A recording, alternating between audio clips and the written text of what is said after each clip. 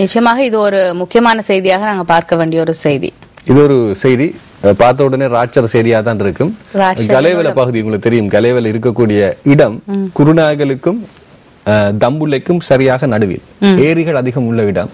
அதாவது மழை பெய்து விட்டால் நீர்த்தேக்கங்கள் அதிகமாக இருக்கக்கூடிய இடம் என்று கூறப்படுகிறது. கடந்த காலகட்டத்தில் நீங்க பார்த்தீங்கன்னா இலங்கை அளவில் குருநாகல் மாவட்டத்தில் வந்து டெங்குனால் பாதிக்கப்பட்டவர்களுடைய வீரியம் அதிகமாக இருந்தது. அன்றாபுரம், குருநாகல், இது தம்புள்ள போன்ற வைத்தியசாலைகளில், இலங்கை குறிப்பா கொழும்புல தெஹிவல பிரதேசம். ஆகவே இந்த இடம் ஏன் என்று கேட்ட நேரம் இதற்கு எல்லாத்துக்கும் ஒரு காரணம் சொன்னாங்க. இப்போது ஒரு மிக முக்கியமான விடயம் கலேவலையில் பதிவு செய்யப்பட்டிருக்கிறது. அதுவும் 4 அங்குல நுளம் போன்ற ஒருத்தர் கண்டுபிடித்திருக்கிறார். இவ்வளவு சைஸ் அதை கண்டுபிடிச்சிட்டு அறிவிச்சிருக்காரு, அதை புடிச்சிருக்கிறார். இனி அதை ஆய்வுக்கு உட்படுத்தும் போதுதான் இது தனியா வந்த நுளம்பா இல்ல கூட்டமா வந்த நுளம்பான்றது தெரியக்கூடியதாக இருக்கு. நுளம்பு மினி இது மாதிரி அந்த குளவி மாதிரி பெருசாவதோ தெரியல போற போக்குல பார்த்தா. அடுத்து தேனிலவுக்கு சென்ற யாழ்ப்பாண இளைஞன் பலி. இது நேற்றைய தினம் இந்திய ஊடகங்கள் கொடுத்த செய்தி. இது நேற்று முன்தினத்துக்கு முன்தினம் புதன்கிழமை நடைபெற்ற, கடந்த வாரம் புதன்கிழமை நடைபெற்ற செய்தியாக இருக்கிறது. ஊட்டிக்கு சென்று திருமணம் முடித்துவிட்டு நினைக்கிறேன் ஒரு புலம்பெயர்ந்த இலங்கை தமிழராகத்தான் இருக்க வேண்டும். அதனால் தான் இலங்கைக்கு வர முடியாமல் இந்தியாவிலே அவரது ஜெர்மனியில் பொறியியலாளராக பணியாற்றி வந்தவர் ரீகன். இவருக்கு 29 வயசு. ஜான்சி என்பவருக்கு கடந்த புதன்கிழமை அன்று சென்னையில திருமணம் நடந்திருக்கு. காரணம் அதான் இருக்கும். அதனால் அங்கிருந்து அவர் ஊட்டிக்கு சென்றிருக்கின்றார்கள். தேனிலவுக்கு குளிக்க போற நேரம் பாறையில வலிக்கு விழுந்து சுழல இறந்து விட்டிருக்கிறார். விதி எப்படியும் விளையாடும் என்பதற்கு இதுதான் செய்தி. சக்தியை தாண்டின சக்தியாரு. மோப்ப நாய்க்கு கொலை மிரட்டல். இப்படி சுவாரஸ்யமான செய்திக்கும் இலங்கையில் பஞ்சம் இல்லை இல்லையா? பிரபலமான போலீஸ் மோப்ப நாய் ஒன்றுக்கு மரண அச்சுறுத்தல் காணப்படுவதாக செய்திகள் வெளியாகியுள்ளன. கடந்த உங்களுக்கு தெரியும் ஒரு மாத காலத்துக்கு முன்னர் கண்டியில வந்து 2 நாய்களுக்கு திருமணம் முடித்து தேனிலவு அதிகம் பேசப்படுது பாத்தீங்களா? வட மத்திய மாகாணத்தில் போதைப் பொருட்களை பிடிக்கும் நடவடிக்கைகளுக்காக பயன்படுத்தப்படும் மாகாணத்தில் மிக பிரபலமான குளோரா என்ற பெயருடைய பெண் மோப்ப நாய் ஒன்று இவ்வாறு மரண அச்சுறுத்தலுக்கு உள்ளாகியுள்ளது. இது மிக கவலைக்குரிய விடயம். இந்த பெண்களினுடைய உரிமைக்காக குரல் கொடுப்பவர்கள் நிச்சயம் இதை பார்க்க வேண்டும். நிச்சயமாக. அதுவும் இதுலயும் வந்து போதைப் பொருள் சம்பந்தப்படுத்தப்பட்டிருக்கிறது இலங்கை முழுவதும். சரி, மோப்ப நாய்க்கு கொலை மிரட்டல் என்ற செய்தியாக இருக்கிறது. ஆனால் இது நகைச்சுவைக்குரியதல்ல, சிந்திக்க வேண்டிய ஒரு விடயம். பொதுநலவாய உச்சி மாநாட்டை இந்தியா பரிசீலிக்க வேண்டும், டெல்லியில் விஜயகாந்த் வலியுறுத்தல் என்ற செய்தி இருக்கிறது. இப்ப களத்துல இவர் புதுசா குதிச்சிட்டார். இல்ல, பொதுவாக நாங்க சொன்னதானே அந்த ஒரு கால சீசன் அந்த காலத்துக்கு காலம் ஒரு, அதாவது ஒரு தலைப்பை எடுத்துட்டு பேசுவோம். அந்த பேச்சின் ஒரு எதிரொலியாகத்தான் இந்த விஜயகாந்துடைய கருத்தை நாங்கள் பார்க்கின்றோம். ஆனா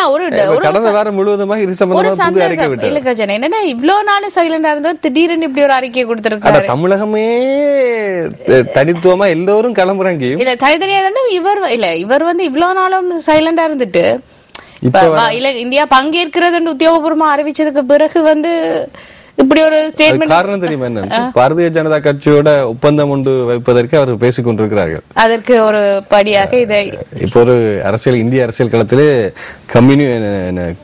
இந்திய கம்யூனிஸ்ட் கட்சி இருக்கிறது, காங்கிரஸ் இருக்கிறது, அடுத்த பாரதிய ஜனதா. கம்யூனிசம் இப்ப செயலிழந்து போயிட்டு பாரதிய ஜனதா கட்சிக்கும் காங்கிரஸுக்கும் தான் போட்டி. பாரதிய ஜனதா கட்சியினுடைய கரமும் இப்போது கொஞ்சம் வீரியமாக வந்திருப்பதாக செய்திகள் தெரிவிக்கின்றன. அதனால் இதுதான் சந்தர்ப்பம் என்று கருதல் சரியான சந்தர்ப்பத்தை மிக சரியா பயன்படுத்துறார். அடுத்து, மேல் மாகாணத்தில் எம்மை பலவீனப்படுத்தி விடாதீர்கள், தமிழ் கூட்டமைப்பு இலங்கை தொழிலாளர் காங்கிரசிடம் மனோ கோரிக்கை.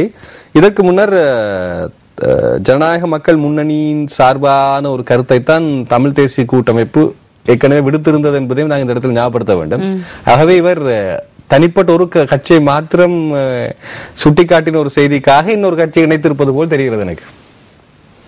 நிச்சயமாக மேல் மாகாணத்தில் எம்மை பலவீனப்படுத்தி விடாதீர்கள். அதுல 2 கட்சிகளை சொல்லியிருக்கிறார். தமிழ் கூட்டமைப்பு இலங்கை தொழிலாளர் காங்கிரசிடம் மனோ கோரிக்கை. ஏற்கனவே தமிழ் கூட்டமைப்பினுடைய கருத்து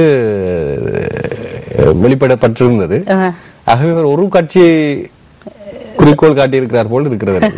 சரி, அடுத்து நாங்கள் செய்திகளுக்கு செல்வோம். தமிழ் மீனவர் படகுகள் தீக்கரை என்கின்ற செய்தியாக இருக்கிறது. முல்லைத்தீவு தண்ணி முறிப்பில் தமிழ் மீனவர்களின் 3 படகுகள் கடந்த 22ஆம் தேதி இனம் தெரியாதவர்களால் முற்றாக எரிந்து நாசமாக்கப்பட்டுள்ளன.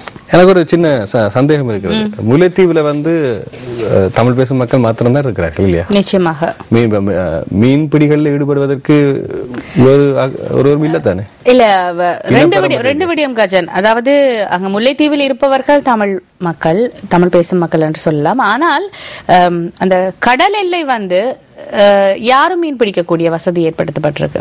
அதாவது அது உங்களுக்கு எப்படி விளங்கப்படுத்துறது, அதாவது அதுல இந்திய மீனவர்கள் அடங்கலாக பல குற்றச்சாட்டுகள் தொடர்ச்சியாக முன்வைக்கப்பட்டுக் கொண்டிருக்கிறது. இலங்கை, குறிப்பாக இந்த யாழ் குடாநாட்டை அண்டி இருக்கின்ற மீனவர்கள் சொல்கின்ற கருத்து, இந்திய மீனவர்கள் தங்களுடைய எல்லையை தாண்டி வருகிறார்கள். அதே நேரத்தில் தென்பகுதியிலிருந்து ஏனைய மீனவர்களும் அந்த பகுதிக்கு காரணம் அங்கு கடல் வளம் மிக அதிகமாக, மீன் வளங்கள் அதிகமாக இருக்கிறது. அதை பெற்றுக் கொள்வதற்காக அவர்கள் வருகிறார்கள். மிக நவீன படகுகள் மூலம் வருகிறார்கள், இயந்திர படகுகளை கொண்டு வருகிறார்கள். எனவே அவற்றின் சக்திக்கு முன்னால் எங்களால் நிற்க முடியவில்லை என்று பல்வேறு பதிவுகள் தொடர்ச்சியாக பதியப்பட்டுக் கொண்டிருக்கிறது.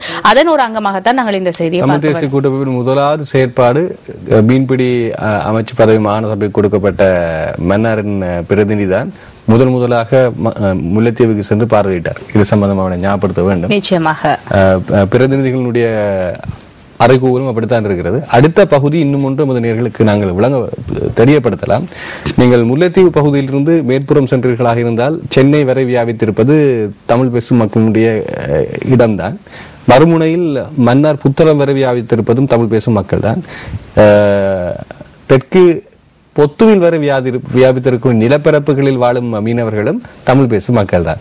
பொதுவாக ஆகவே இது மிக பலமான ஒரு கரமாக இல்லாமல் அங்கே செயற்படுத்த முடியாது. பொதுவாக அவர்கள் அது கடல் எல்லை என்று சொல்லும் போது எப்பவுமே அந்த முரண்பாடுகள் தோன்றிக் கொண்டுதான் அந்த முரண்பாடுகளை களைவது சம்பந்தப்பட்டவர்களுடைய பொறுப்பு. மொத்தத்தில் எந்த மீனவர்களாக இருந்தாலும் பாதிக்கப்படாமல் தங்களுடைய வாழ்வாதாரத்தை கட்டியெழுப்பக்கூடிய வசதிகள் இருக்க வேண்டும், செய்து கொடுக்கப்பட வேண்டும். இலங்கையினுடைய கடல் வளம் மிக பாரிய வளம். இது இலங்கைக்குள்ளேயும் தீர்க்க வேண்டிய பிரச்சனை, அதே நேரத்தில் இலங்கை இந்திய நாடுகளுக்கு இடையிலும் தீர்க்க வேண்டிய பிரச்சனையாக இந்த தொடர்ந்து மீனவர்களுக்கான பிரச்சனை அடிக்கடி பேசப்பட்டுக் கொண்டிருக்கிறது. மத்திய லங்காஷிய கிளை திறந்து வைப்பு சார்ல்ஸின் நிகழ்ச்சி நிரலில் இல்லை, பிரிட்டிஷ் தூதரகம் கூறுகிறது. பொதுநலவாய் உச்சி மாநாட்டில் கலந்து கொள்ள வருகை தரும் பிரிட்டிஷ் இளவரசர் சார்ல்ஸ் மத்திய லங்காஷிய பல்கலைக்கழகத்தின் புதிய வளாகம் ஒன்று இலங்கையில் ஆரம்பித்து வைப்பார் என்று வெளியான செய்திகளை கொழும்பில் உள்ள பிரிட்டன் உயர்ஸ்தானிகரம் மறுத்திருக்கிறது என்கிற செய்தியாக இருக்கிறது. செய்தியை பல விடயங்களை சொல்வதனால் அதை பற்றி நாங்கள் பேச வேண்டிய தேவையில்லை, நாங்கள் உளவு பார்க்க தேவையில்லை. ஆனால் தினக்குரலுடைய ஆசிரியர் தலையங்கம் உளவு பார்க்கிறது.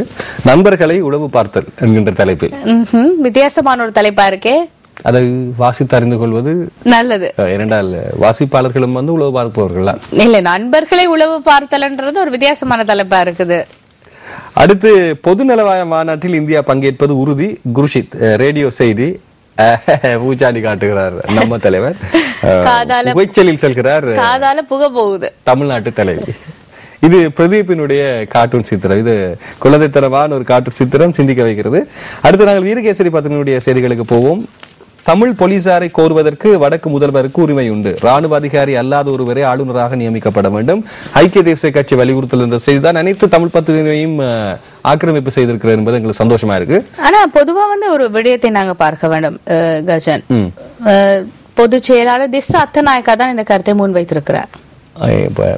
நாங்களும் இனி இதுக்கு மேல என்னத்தை பேசுகிறாங்க? இல்ல, கருத்து நல்ல கருத்தா இருக்குது. தமிழ் மக்கள் இரண்டு இனங்களுக்கும் ஒரு புரிந்துணர்வோடு இருக்கிற ஒரு இது, மற்ற இலங்கையின் ஒரு பிரதான கட்சியிடம் இருந்து, எதிர்கட்சியிடம் இருந்து இவ்வாறான ஒரு கருத்து வரவேற்கத்தக்க விடயம். ஆனா வந்திருக்கிறது பொதுச் செயலாளரிடம் இருந்து. சாதாரணமா இப்படி பார்ப்போம், விளங்கக்கூடிய வகையில் நியூஸ் ஃபர்ஸ்ட் தரப்பிலிருந்து சக்தி டிவியில பிரஸ் கட்சிக்கு உமா வாரீங்க, நீங்க ஒரு கருத்தை தெரிவிக்கிறீங்க, அதாவது மக்கள் நம்புகிறார்கள். சாதாரண ஊடகவியலாளர் எங்களுடைய குரலையே ஒரு சக்தியின் குரலாக மக்கள் நம்புகிறார்கள். எதிர்கட்சி தலைவருடைய குரலை நம்புவதற்கு தயாராக இல்லை. அது கட்சியினுடைய குரல், ஆனா நம்புவதற்கு தயாராக இல்லை. ஆக அங்கேயே ஒரு பெரிய முரண்பாடு இருக்கிறது. காரணம், கடந்த காலையில் இருதரப்பு விடயங்களாக பேசப்பட்ட விடயங்கள் அவர்கள் மீது இருக்கக்கூடிய நம்பிக்கைக்கு காத்திரமாக இல்லை. இல்ல, அது மிக சரியான ஒரு கருத்து கஜன். என்னன்னு சொன்னா, இப்ப அந்த பிக்குகள் முன்னணியோடு எதிர்கட்சி தலைவர் ஒரு பேச்சுவார்த்தையை நடத்தி ஒரு 14 அம்ச கோரிக்கைக்கு கட்டுப்படுறதா தெரிவிச்சிருந்தாரு.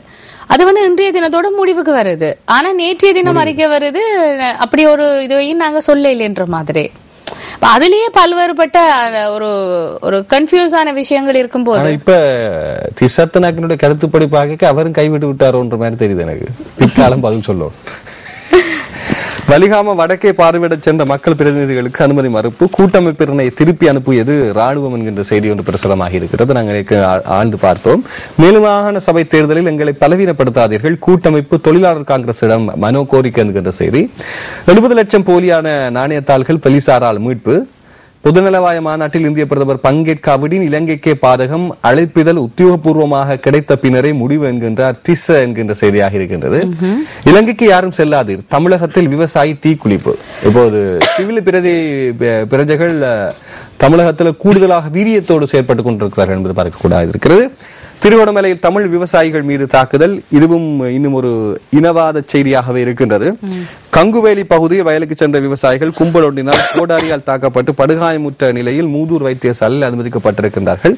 கங்குவேலி திருகோணமலை நகர்ப்புறம் அல்ல, புறப்பகுதி, மூதூர், கதிரவெளி போன்ற பகுதிகளில் இருக்கக்கூடிய இடம் புறநகர் பகுதி. ஆகவே இந்த இடங்களில் இருதயபுரம் போன்ற இடங்கள் இருக்கக்கூடிய பகுதி, இந்த இடங்களில் இருக்கக்கூடிய தமிழ் விவசாயிகள் மீது தாக்குதலாக இருந்தால் அதோடு தமிழ் விவசாயிகளோடு தங்கியிருக்கக்கூடிய மற்றவர்கள் யார் என்ற ஒரு கேள்வி இருக்கிறது. அதாவது கும்பல் ஒன்றினால் கோடரியால் தாக்கப்பட்டதாக அந்த செய்தி செயல்கள், நாளை மறுதினம் அந்த கும்பல் யார் என்பது ஓரளவு தெரியக்கூடியதாக இருக்கும்.